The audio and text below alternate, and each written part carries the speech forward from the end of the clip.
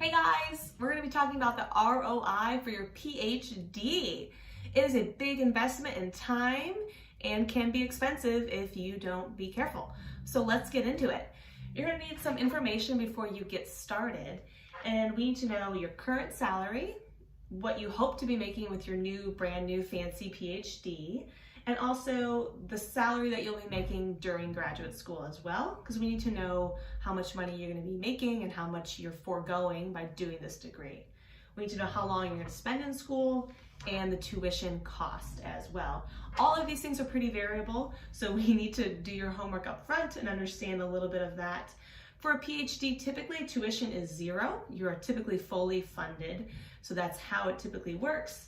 And the school salary is usually a stipend, and that can vary wildly from department to department. In STEM, it's usually around 25 to 30-ish, 35K a year. In the arts and different degrees, it can be like 15 grand a year. So these are low numbers, right? So it can sway a lot. But do your homework and understand a little bit more about that.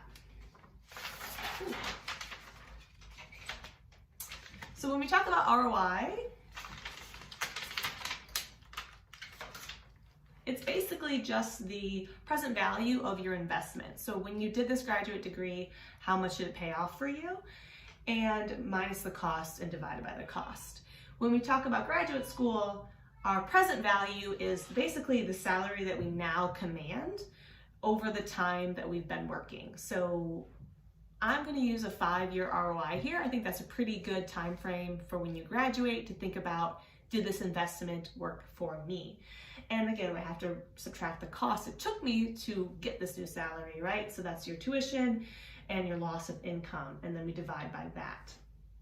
So let's do a quick example here. Say you are working full-time and you're making $60,000 a year. Now we want our PhD so we can get a new position. And we think with that new fancy PhD, we're going to be making $100,000 a year. Salary in school, as we talked about, that's a stipend for a PhD, and that varies depending on the school, the department, all of the things. So I'm going to pick a value of $25,000 per year.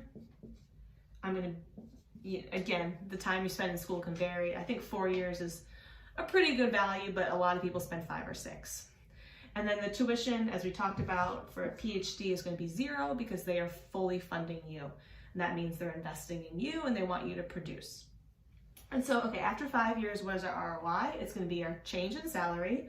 So $100,000 minus $60,000 is $40,000, as we know, times 5 years. So that's how long I've been working with my new salary. So that's the money that I basically would not have had without my PhD. And then we get rid of our cost, right? So tuition is free, but our loss of income can be some money here, right? So instead of making $60K a year, I'm down to 25. So that is a change in $35,000 a year that I am foregoing when I go for my PhD. So let's write that down.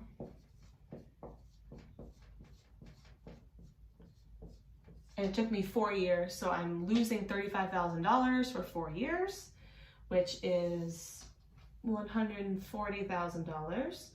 So again, that's that cost down here. And we'll write this out. 40,000 times 5 is 200,000 minus 140 divided by 140. Right away, you can see it's a positive value, so you definitely made more money with this investment, and that works out to be